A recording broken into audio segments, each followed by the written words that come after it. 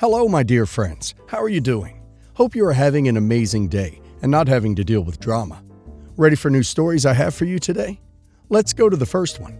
Buckle up, as it's a long one, and don't forget to listen to the end of the story to hear my insights. Enjoy the stories, guys, and please like and subscribe. And of course, don't forget to leave a comment. I, 39 male, have been a caretaker for my brother, Justin, 33 male, since he was 10. I was only 16 when our parents died. I had to take care of our household because my brother was still very little. I did everything for him. He was the apple of my eye. I guess I spoiled him a lot. I never dated that much because I was the breadwinner for my brother. That is until I met Melissa, 35 female. It was almost 10 years ago. We dated for 2 years. It was great.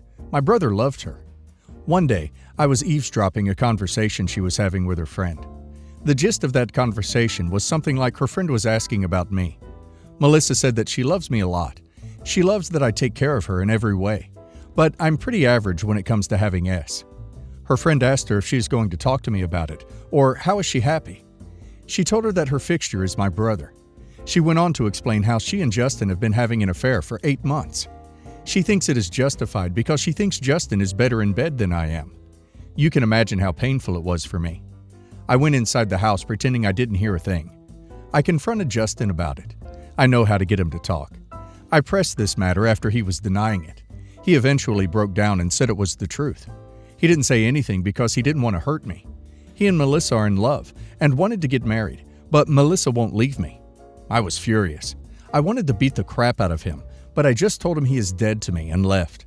I also kicked out Melissa, and she stayed with my brother and his roommates. My brother was banging on my door non-stop. I had to move in with a friend and told everyone to not disclose my location to my brother. His calls and emails were all the same, that he was sorry and he never wanted to hurt me and he will break up.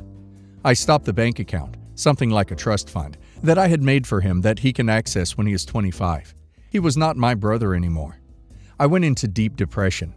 I didn't eat or sleep properly. I would have nightmares of my brother and ex laughing at me that I suck in bed. That if I was good enough, she would never have left me. It got so bad that once I stood in front of a train track because it was too unbearable for me. Luckily, my friends saved me. I didn't have many friends, but they were my rock. I stayed with them for a year. I went to therapy. I did group sessions. I had a lot of anxiety regarding intimacy, so I didn't date for a long time. My friend encouraged me to try. I did try once with a one-night stand, but it was bad for both of us. I still go to therapy to this day, but other aspects of my life have improved. I focused more on building new relationships with new people. I went to travel and explore more hobbies. I was living for myself. I'm in a relationship with someone for 3 years now. We are engaged and we are having a kid together. Wendy, 32 female, is a really nice person. She knows all about my insecurities and problems that I faced because of my brother. She was mature and patient with me. I was able to trust someone enough to be in a relationship. 2 days ago, I got an invitation in my mail about a wedding. And as the title says, it was from my brother. He has kept tabs on me from afar and invited me to his wedding with none other than Melissa. Looking at their names doesn't hurt that much now. I feel numb. If it was 8 years ago, I would have a meltdown. I still feel this pain that I cannot be happy for my brother's big day. My fiancé suggests that we shouldn't go and delete the invite. Who needs enemies when you have a brother and ex like that? The audacity of OP's brother. OP was like his father, and he betrayed OP, and that invite was like a slap in the face. And in 8 years, OP hasn't talked to him, and he thinks sending an invite to the wedding is a good idea? He must be out of his mind. Maybe he should at least apologize first. He's delusional. And now let's hear the community's opinion. Top Independence 81 says, "Don't go. If he actually gave half a crap about you, he wouldn't have done this in the first place. He's so self-centered, he can't even see how much this hurt you. He doesn't deserve your support. If he tries to press you on this, just hang up on him or delete him. If he shows up at your house, don't answer. He made this bed. Make him lay in it." Chelsea 5532 says, "He is no longer part of your life, and there's no requirement for you to attend. You've built a new life, and you don't need any setbacks. Leave the past in the past. He made his choice, and they had consequences." My Beating Heartbeat says, "How horrible. Their audacity truly baffles me. Delete that invite and live a happy life. They're part of your past. You have a wonderful partner and a child on the way. Focus on that. They can go duck themselves. Update. Hello guys. I was thinking about making an update soon. I know people really like updates, but I delayed it because I have a baby girl now. When I posted this, my fiance, now wife, was already 8.5 months pregnant. We had an early delivery. My baby girl Emily is so cute. She's a little bundle of joy for both of us. She's so tiny and cute. She has eyes just like mine. I cannot believe we made something so precious. I spend so much time holding her. My wife gets pissed because she thinks I'm going to coddle her to death. Also, my fiance and I got married pretty quickly. It was a court marriage. Neither of us wanted a big wedding anyways. We were all fine. Some of you asked me how my brother knew my address. Well, he didn't. He only knew my email, my work email. He probably knows what company I go to, so from there he tracked down my email and sent an invitation. A few days ago, I get another email from my brother. I forgot to block him. I usually don't check my work email because most of them are forwarded in Slack. My brother made a huge email. He basically told me he knows I will not come to his wedding, but still wanted me there for his big day. He apologized for what he has done and that he would never forgive himself for doing wrong. He knew he shouldn't have slept with Melissa, but he did it anyways. Growing up, he had been jealous of me. He was jealous that I am the more capable brother who is just babysitting him. When Melissa approached him, he felt like he has more importance. He knew he was wrong. He wanted to stop. The day I said he was dead to me, he had a panic attack. He tried his best to contact me, but my friends refused to give up my location. He was begging them. He and Melissa split up for a while. He was desperate to find me. Even his friends judged him harshly after what he had done. His friends saw me as a big brother too, so they all refused to be at his wedding with Melissa. Melissa and he reconciled 2 years ago. By that time, Melissa was a single mom. She feels guilty about what she has done because the father of her child has cheated on her and left her. She also wanted to meet me and say sorry. From there, they rekindled their romance. Lastly, he said he cannot go through with the wedding. He called it off and he fought with Melissa, and they broke up again. He wants me to be with him on his most important day. He knows I have disowned him, but he's willing to do anything to reconcile, even if it takes him his whole life. That's it. There was a bunch of whining stuff that I ignored. I deleted the email. My therapist said forgiveness isn't something that is forced. It comes from a subconscious level when we know we can forgive that person, and it should be an option only when someone shows that they are sorry by their actions and not by their words. Honestly, I don't want to. I know I am being petty and cruel, but I'm happy the way my life is. Adding him will cause stress. My wife told me to forget it. My brother is not guilty at all. As soon as I forgive him, he would go back to Melissa. He needs to figure out his life on his own. I've babied him enough. Now it is his turn to be an adult. Edit. People are asking me how my brother's life has been, so I want to clear it out. I do not have any idea what he has been doing with his life. I moved away from that place, further from him. I transferred my job too. He must have known my place of work from where he got the email. For 10 years of my life, I pretended he doesn't exist along with therapy. I treated him like he was someone dead. I don't know what went down with him and Melissa. From his email, I can paint a picture that they broke up after dating a few years. His friends were unhappy with him dating his woman, and they decided to drop the wedding because of Melissa. My brother told me he doesn't want to get married unless I am there to support him. That could be anyone. Doesn't have to be Melissa. Why Melissa came back, I don't know. Maybe she thought I would accept her like a doormat, but she knows me better than that. I'm stubborn when it comes to holding grudges. I didn't know I had an impact on his friends so much. They were good people who would hang out with us. Though they were younger, they treated me like their own brother. I did get apologies from 2 of his friends who never had a positive male role model after I blocked my brother.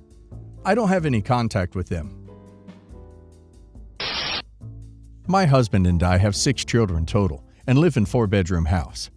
We have 2 sons together, 8 and 6. I have a son from a previous relationship, 15, and I have 3 stepchildren, 20 female, 16 male, and 16 female. We live in a 4-bedroom house, and for most of the time we've lived there, we had 2 kids per room, with the youngest boy sharing, the older boy sharing, and the girl sharing. Things changed a couple years ago. My oldest stepdaughter finished school and is attending university locally. The girls decided at this point that instead of sharing a bedroom at their dad's and sharing a bedroom at their mom's, they would each take one room as their permanent bedroom. So the 16-year-old lives with us full-time, and the 20-year-old lives with her mom full-time. They both visit the other parent's house regularly. My 16-year-old stepson has his own bedroom at his mom's house, but still splits time between each parent's house, mostly 50-50. My son lives full-time with us, as he doesn't have much of a relationship with his dad.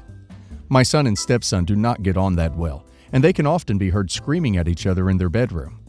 Recently, I asked my stepson why he doesn't move to live full-time with his mom, so he and my stepson can have a similar arrangement as their sisters. This way, both of the boys would have their own rooms. He would obviously still visit like his older sister does, and we could figure something out like a futon instead of a bed in their room, so my son has more space when stepson's not there. My stepson overreacted to my suggestion and is trying to make it out like I'm kicking him out, when really, I'm just thinking of a better use of space. It's unfair that all the older kids but my son have their own rooms at one of their parents' house. My son likes the idea and has brought it up to his stepbrother a few more times since I originally suggested it, and it has caused arguments between them. He now seems to be considering it. My husband is angry with me for suggesting his son moving permanently to his mom's. He thinks that he and his son would have a less close relationship if this happens. My husband favors his oldest son over our boys. He also thinks I'm making his son feel like he's being forced out. However, it was his daughters already doing the same thing that gave me the idea because it worked out well for them and they both seem happier. I'm also not forcing this to happen. I was just suggesting it to him. It would be completely up to him. Is this a good plan, or am I the a-hole for bringing it up? Did he overreact though? Did he? Or did he act like a 16-year-old whose stepmother asked him to move out of his father's house after listening to him get verbally thrashed by her son for a few years? You're the a-hole. You're the a-hole. How would you feel if you found out your husband told your teenage son to consider living somewhere else so his bio kid could have more room? Seriously, ask yourself. You're the a-hole. Hope your husband opens his eyes and divorces you. Maybe if you parented your son better, there wouldn't be an issue, because it's obvious he learned this entitled behavior from someone. You allowed your son to harass that child to the point that he is even considering leaving his own father's house.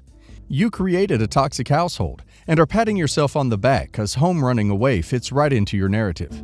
You already forced his other two daughters out and don't even see it as a bad thing because it goes with your my own nuclear family nonsense. You're a walking embarrassment.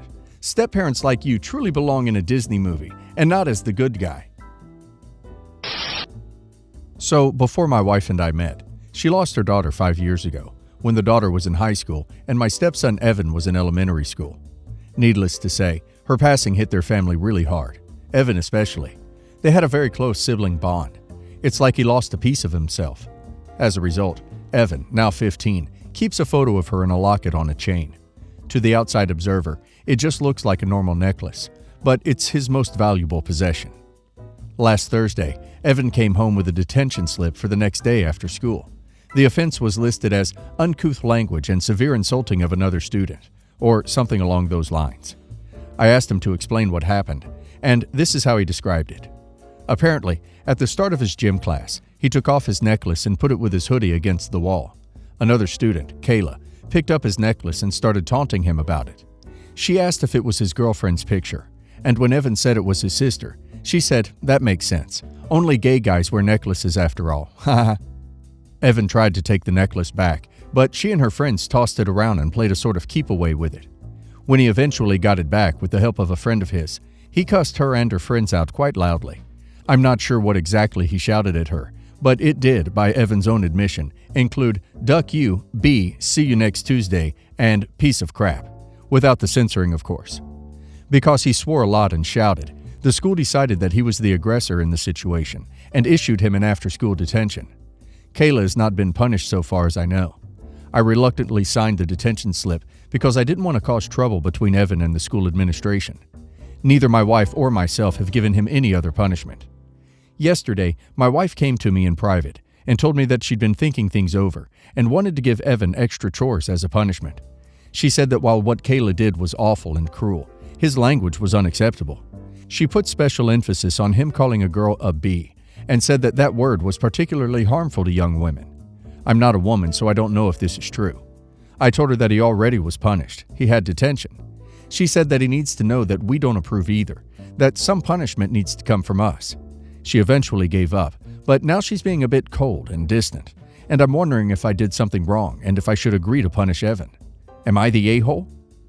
Not the a-hole, and I also think you should be going to the school and addressing the girl and her friend's behavior. To taunt a young man over a necklace with the picture of his dead sister? Have the girl and her parents called into the office and ask them if they feel their daughter and their friend should be allowed to get away scot-free over such behavior. Not the a-hole. The girl is lucky that harsh words were all he used. That's a situation where I don't think I'd punish him if he got the necklace back by force. That girl is an aggressor, so she earned any and all cruel words he said to her. Not the a-hole. If your son told you the truth, Kayla deserved every word, and she should have been in detention herself. Yes, those words are harmful. So was her behavior. So I have zero sympathy for her. If she doesn't want to be called bad names, she shouldn't make it fit her behavior.